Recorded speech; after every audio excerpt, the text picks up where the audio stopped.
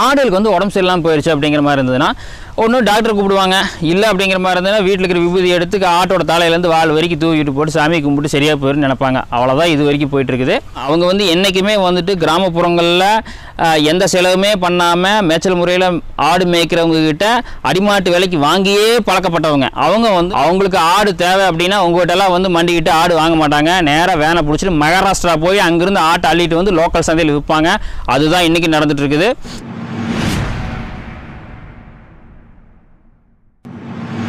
வணக்கம் நண்பர்களே, நீங்களே எப்படி இருக்கீங்க? இன்றைக்கி நம்ம வீடியோவில் பார்க்க இருக்கிறது ஆட்டு பண்ணைகளை பற்றி தான். ஆட்டு பண்ணைகள் அப்படின்னு சொன்னோன்னே நீங்கள் நினச்சிருப்பீங்க, நீங்கள் நினைக்கிறதும் சரி தான், இருக்கிற அத்தனை நம்ம பங்காளிமாக இருக்க அத்தனை பேர் வளைச்சி வீடியோ போட்டாங்க கிட்டத்தட்ட இந்த 4-5 வருஷமாக. அதாவது தமிழ் சினிமாவில் காதலை மையமாக வச்சு படம் எடுக்கிற மாதிரி தான் ஒவ்வொரு பங்காளிகள்லாம் யாருன்னு உங்களுக்கு தெரியுதுல்ல, அதே தான். கிட்டத்தட்ட வந்து தலைப்பு வந்து பார்த்துட்டிங்கன்னா மாதத்துக்கு 1 லட்சம் லாபம், 1.5 லட்சம் லாபம், 2 லட்சம் லாபம் அப்படின்னு சொல்லிட்டு பெருசாக வந்து தலைப்பை வச்சுக்கிட்டு கிட்டத்தட்ட அலசி ஆரம்பிச்சிட்டாங்க. அதுக்கப்புறம் பார்த்துட்டிங்கன்னா அது வந்து ஒரு ட்ரெண்டு முடிஞ்சு போச்சு. இப்போ என்ன ட்ரெண்ட் அப்படின்னு பார்த்திங்கன்னா கொட்டகை முறையில் ஆட்டு பண்ணை வைத்திருக்கிற நபர்களை தேடி எங்கெங்கே வந்துட்டு இந்த மாதிரி கொட்டகை முறையில் ஆட்டு பண்ணை வச்சுருக்காங்களோ, எங்கெங்கே வந்து நஷ்டமாகி க்ளோஸ் ஆகிருக்குதோ அதை பற்றி தேடி கண்டுபிடிச்சி வெறும் கொட்டகைகளை வச்சுக்கிட்டு அந்த கொட்டகையோட ஓனரை கூப்பிட்டு வந்து வச்சுக்கிட்டு, அதாவது ஆட்டு பண்ணையோட ஓனரை கூப்பிட்டு வந்து வச்சுக்கிட்டு பேட்டி எடுக்கிறது தான் இன்றைக்கி வந்து போயிட்டுருக்குது. இது 1-2 வருஷத்துக்குள்ளே போகும். ஸோ இவங்களை நம்பி கிட்டத்தட்ட 4 வருஷத்துக்கு முன்னாடி இவங்க போட்ட வீடியோகளெல்லாம் நம்பி நீங்கள் வந்துட்டு இந்த துறைக்குள்ளே வந்து கிட்டத்தட்ட ஒரு 5 லட்சம் 10 லட்சத்தை செலவு பண்ணி நீங்கள் காலி ஆயிருந்தீங்க அப்படின்னா உங்களுக்கான வீடியோ தான் இது. வாங்க வீடியோக்குள்ளே போகலாம். இந்த ஆடு வளர்ப்பு அப்படின்னு பார்த்துட்டிங்கன்னா இது வந்து ஒரு இவ்வளோதான் ஒரு வழிமுறை அப்படின்னு இல்லைங்க. நிறையா முறையில் வந்துட்டு ஆடு வளர்க்குறாங்க, அது எல்லாத்துக்கும் தெரியும். அது வந்து நான் அதை வந்து பெருசாக பேச விரும்பல, ஒரு ஸ்மாலாக வந்து டச் பண்ணி விட்டுறலாம். அதாவது எங்கள் ஊரில் கணக்கு வந்து பார்த்துட்டிங்கன்னா பெரியவங்க மட்டும்தான் ஆடு வளர்ப்பாங்க. அதாவது அவங்களுக்கு வந்து பெருசாக வேலை வெட்டிக்கெல்லாம் எங்கேயும் போக முடியாது. வயசும் ஆயிருக்கு, கிட்டத்தட்ட ஒரு 50-55 வயசு இருக்கும். அந்த மாதிரி இருக்கிறவங்க ஆண் பெண் இருபாலரும் தான் ஆடு வளர்ப்பாங்க. எப்படி வளர்ப்பாங்க அப்படின்னு பார்த்துட்டிங்கன்னா ஒரு 4 ஆடு இல்லை ஒரு 5 ஆடு வச்சுருப்பாங்க. அதோடைய வகைராக்கள் அப்படின்னு பார்த்திங்கன்னா மொத்த எண்ணிக்கை ஒரு 15 இருக்கும். ஸோ இந்த ஆடுகளை என்ன பண்ணுவாங்க அப்படின்னு பார்த்தீங்கன்னா காலையில் நேரத்தில் வந்துட்டு ஓட்டிகிட்டு வெளியே கூட்டிகிட்டு போவாங்க. ஒரு காலையில் ஒரு 10 மணி 11 மணி வரைக்கும் இருக்கிற வேலி. ரெண்டாவது வந்து பார்த்திங்கன்னா வர மேய்ச்சல் நிலத்தில் வந்துட்டு ஆடுகள்லாம் வந்துட்டு மேயும். அதுக்கப்புறம் வந்துட்டு கூட்டிகிட்டு வந்துட்டு புண்ணாக்கு தண்ணி ஒரு நேரம் வைப்பாங்க.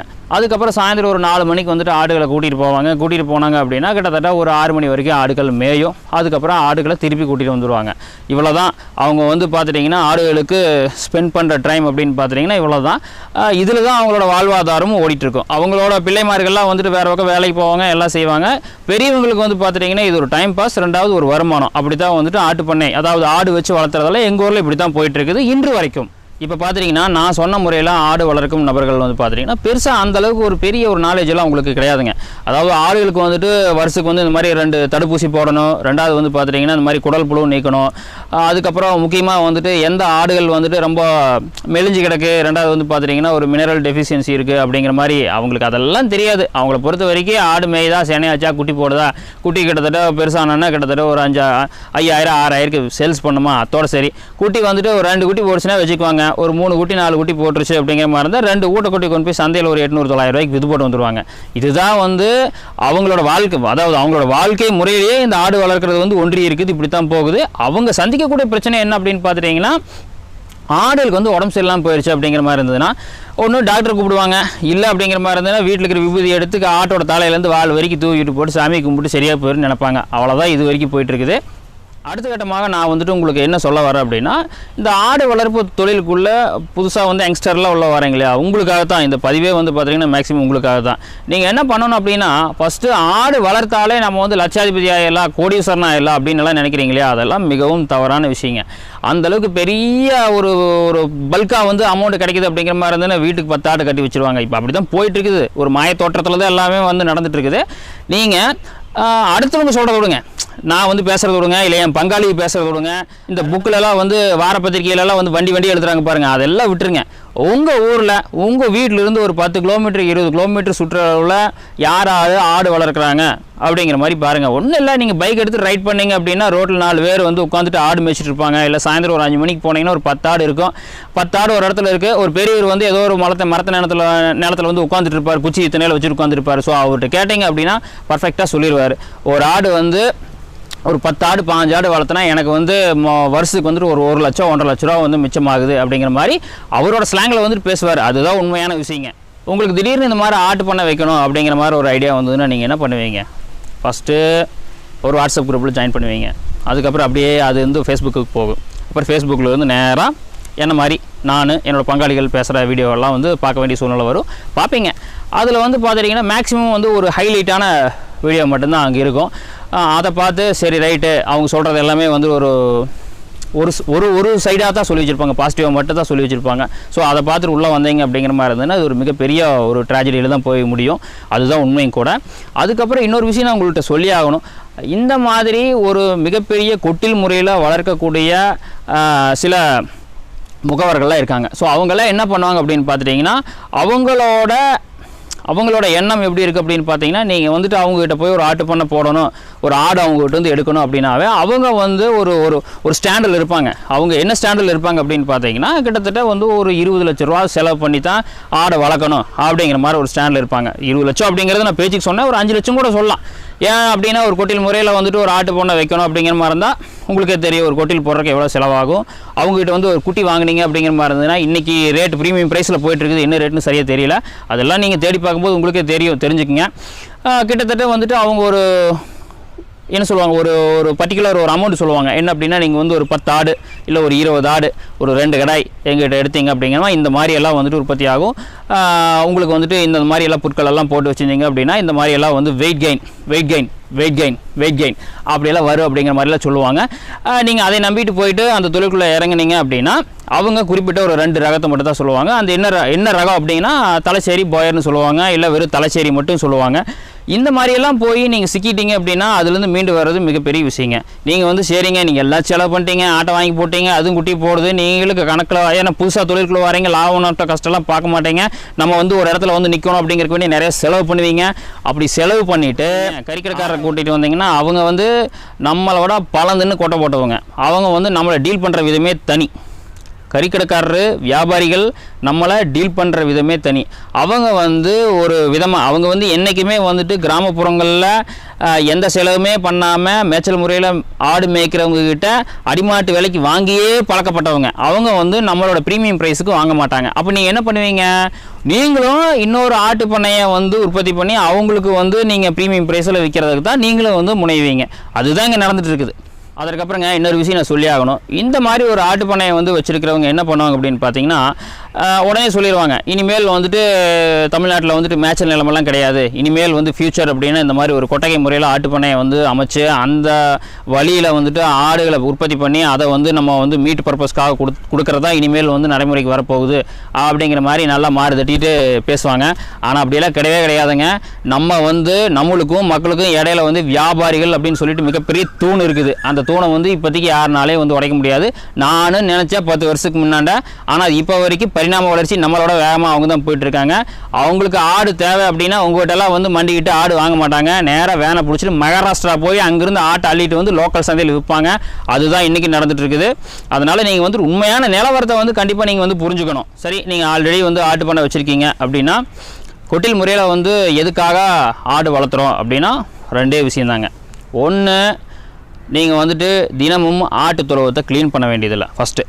2வது வந்துட்டு ஆடு வந்து சுத்தமாக இருக்கும். ஆடில் வந்துட்டு எக்ஸ்டர்னல் பேராசைட்ஸ் இந்த மாதிரி எந்த விஷயங்களும் வந்துட்டு ஆட்டு மேலே வந்து படாதுங்க. 2வது வந்துட்டு ஒரே இடத்துல ஆடை வந்துட்டு நம்ம பிளாட்ஃபார்ம் போட்டு நம்ம தூக்காமல் ஒரே இடத்துல வச்சுருக்கிறோம், ஆள் வச்சுருக்கிறோம், பசுந்தீவனத்தை உற்பத்தி பண்ணி கொண்டு வந்து ஆட்டு பண்ணைக்குள்ளே போடுவோம். ஆடு வந்துட்டு அதை சாப்பிட்டு தான் வளருது அப்படின்னா ஒரே இடத்துல தான் நம்ம வச்சுருக்கிறோம், ஃபேக்ட்ரி மேலே பண்ணிட்டுருக்கோம் அப்படின்னா அந்த இடத்துல வந்து ஆட்டு புழக்க. 2வது ஆட்டோட யூரியனில் வந்துட்டு ரொம்ப அதிகப்படியான அமோனியா கேஸ் வந்து உற்பத்தி ஆகிறதுனால அது வந்து ஆடு வந்து திரும்பியும் அந்த கேஸை வந்து சுவாசிச்சுது அப்படின்னா அதுக்கு வந்து நுரையீரல் வந்து பிரச்சனையாகுங்க. அதனால தான் வந்து நம்ம மக்கள் என்ன பண்ணியிருக்காங்க அப்படின்னு பார்த்துட்டிங்கன்னா இது ஒரு அற்புதமான கண்டுபிடிப்பு தான், இல்லைனாலும் சொல்ல முடியாது, நான் ஒத்துக்கிறேன்.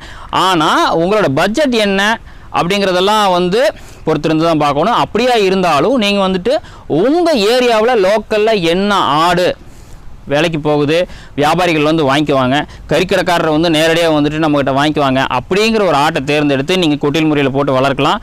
இல்லை எனக்கு வந்துட்டு மேய்ச்சல் நிலம் இருக்குது, எங்கிட்ட வந்து பசுந்தீவனம் வந்துட்டு நல்லபடியாக உற்பத்தி ஆகுது, இருந்தாலும் எனக்கு வந்து லேபர் அந்தளவுக்கு இல்லை. டெய்லி வந்துட்டு என் தொழுவத்தை வந்து சுத்தப்படுத்த முடியாது, நான் இதுக்கு வேண்டி நான் ஒரு 2-3 லட்சம் செலவு பண்ணி நான் வந்துட்டு ஒரு சின்ன ஒரு பிளாட்ஃபார்ம் போட்டுக்கிறேன், அது மேலே நான் ஒரு 10 ஆடு வளர்த்த ஆசைப்பட்றேன் அப்படின்னா அது உங்களோட தேவை, உங்களோட சௌரியத்துக்கு வேண்டி தான் நீங்கள் வந்து போடுறீங்க. அதனால் நான் வேண்டாம்னாலும் சொல்ல முடியாது, நீங்கள் தாராளமாக மாதிரி செய்யலாம். நான் வந்து உங்கள்கிட்ட சொல்லி ஆகணும், ஒரு கொட்டில் முறையில் ஆடு வளர்த்துறதுக்கும் மேய்ச்சல் முறையில் ஆடு வளர்த்துறதுக்கும் ஏகப்பட்ட வித்தியாசம் இருக்குதுங்க. இதெல்லாம் வந்து நம்ம மறைக்கக்கூடாது, கண்டிப்பாக நீங்கள் வந்து தெரிஞ்சுக்கணும். ஒரு மேய்ச்சல் முறையில் வளர்த்தக்கூடிய ஆடு வந்து கிட்டத்தட்ட ஒரு 50க்கு மேற்பட்ட தாவரங்களை வந்து சாப்பிடுவாங்க. கோரை, அருகு, தாதராளி, வந்து உங்களுக்கு தென்னை மட்டையோட பச்சை மட்டை எதுனா சாப்பிடுவோம். நீங்கள் கொட்டில் முறையில் வந்துட்டு ஆடு வளர்த்துறீங்கன்னா அதுக்கு எத்தனை வகையான தீவனத்தை உங்களால் கொடுத்துட முடியும்? அதிகபட்சம் கொடுக்குற மாதிரி இருந்ததுன்னா ஒரு 4 இல்லைனா 5 தான் கொடுக்க முடியும். அது லிஸ்ட் அப்படின்னு பார்த்துட்டிங்கன்னா ஃபஸ்ட்டு அதில் இருக்கிறது சூப்பர் நேப்பியர். அதுதான் வந்துட்டு ஸ்டமக் ஃபில்லர். ஏன்னா வந்து ஈஸியாக வந்துட்டு ஒரு ஏக்கராக்கு வந்துட்டு ஒரு இடத்துக்கு 200 டன் வந்து உற்பத்தி பண்ணலாம் அப்படிங்கிற மாதிரி சொல்கிறாங்க. எனக்கு அதை பற்றி தெரியாது, கோஃபோர் பற்றி எனக்கு நல்லா தெரியும். அதுக்கப்புறம் வந்து வேலி மசாலு, ஏன்னா மர வகை தாவரம் கண்டிப்பாக ஒன்று போடணும் ஹை ப்ரோட்டீனுக்காக, அதனால் 2வது வந்து வேலி மசாலு, 3வது வந்துட்டு குதிரை மசால் போடுவாங்க, 4வது FS29. அதுக்கப்புறம் இருக்கிறவங்க வந்து பார்த்துட்டிங்கன்னா உங்களுக்கு மக்காச்சோளம் இதை உற்பத்தி பண்ணி கிட்டத்தட்ட அதை வந்து சாப் பண்ணி போடுவாங்க. இந்த 4 வகையான பொருட்களை மட்டும்தான் நீங்கள் போட முடியும். இதில் என்ன விஷயம் அப்படின்னா இந்த 4 வகையான பொருட்களுமே வந்துட்டு தொடர்ந்து ஒரே இடத்துல வந்து உற்பத்தியாகி அதை அறுத்துட்டு வந்து ஆடுகளுக்கு போடுற மாதிரி தான் இருக்கும். இதையை வந்து சாப்பிட்டு வளர்கிற ஆடுகளும் மேய்ச்சல் முறையில் போய் சாப்பிட்டு வளர்கிற ஆடுகளுக்கும் ஏகப்பட்ட வித்தியாசம் இருக்குது. என்ன வித்தியாசம் அப்படின்னு பார்த்துட்டிங்கன்னா மேய்ச்சல் முறையில் போய் வளரக்கூடிய ஆடுகள் வந்துட்டு உங்களுக்கு நான் ஏற்கனவே சொல்லிட்டேன், கிட்டத்தட்ட ஒரு 50-60 வகையான பொருட்களை வந்து சாப்பிடு அப்படின்னு சொல்லிட்டு. இந்த 50-60 வகையான பொருட்கள் வந்துட்டு தொடர்ந்து என்றைக்குமே வந்துட்டு இருந்துட்டு இருக்காதுங்க. ஒரு சில காலங்களில் இருக்கும், அதுக்கப்புறம் அது வந்து வறண்டு சருகாய் போயிடும்.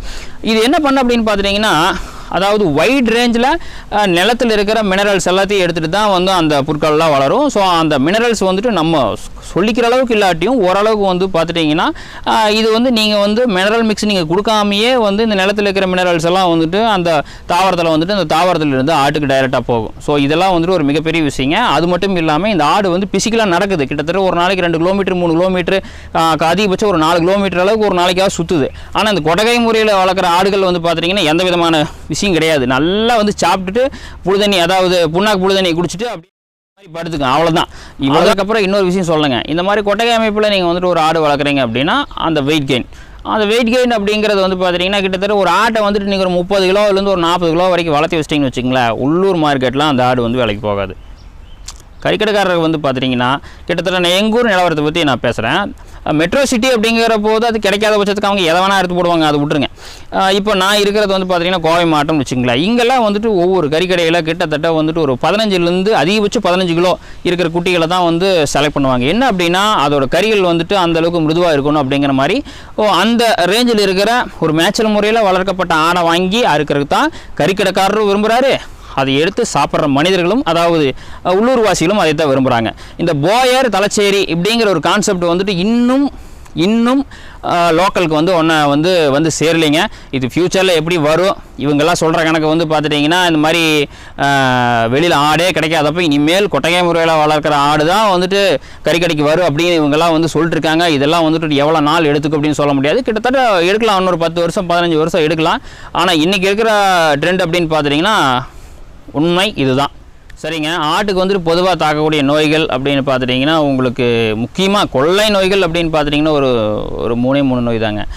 ஒன்று வந்து பார்த்திங்கன்னா ஃபுட் அண்ட் மவுத்து வாய்ச்சப்பை, அதுக்கப்புறம் வந்து பிபிஆர், அதுக்கப்புறம் டெட்டனஸ்.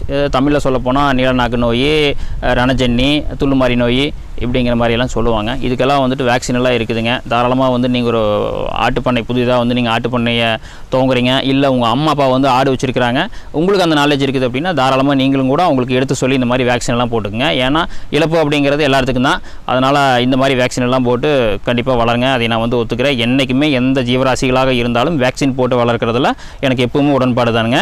சரிங்க நண்பர்களே, நான் வந்துட்டு மேக்ஸிமம் கவர் பண்ணிட்டேன்னு நினைக்கிறேன். என்ன விஷயம் அப்படின்னா உங்களுக்கு யாரையுமே வந்துட்டு நான் குற்றம் சொல்ல குறை சொல்ல, புதிதாக வரக்கூடிய நண்பர்கள் வந்துட்டு ஏமாந்து கையில் இருக்கிற காசை காலி பண்ணிடக்கூடாது அப்படிங்கிறதுக்கு வேண்டி தான் இந்த வீடியோங்க. இதில் வந்து உங்களுக்கு ஏதாவது மாற்று கருத்து இருந்தாலும், இதில் வந்துட்டு ஏதாவது சந்தேகங்கள் இருந்தாலும் உங்களுக்கு வந்து பார்த்தீங்கன்னா கமெண்ட் பாக்ஸில் வந்துட்டு கேளுங்க. சரிங்க நண்பர்களே, நன்றி, வணக்கம். இன்னொரு வீடியோவில் மீட் பண்ணலாம்.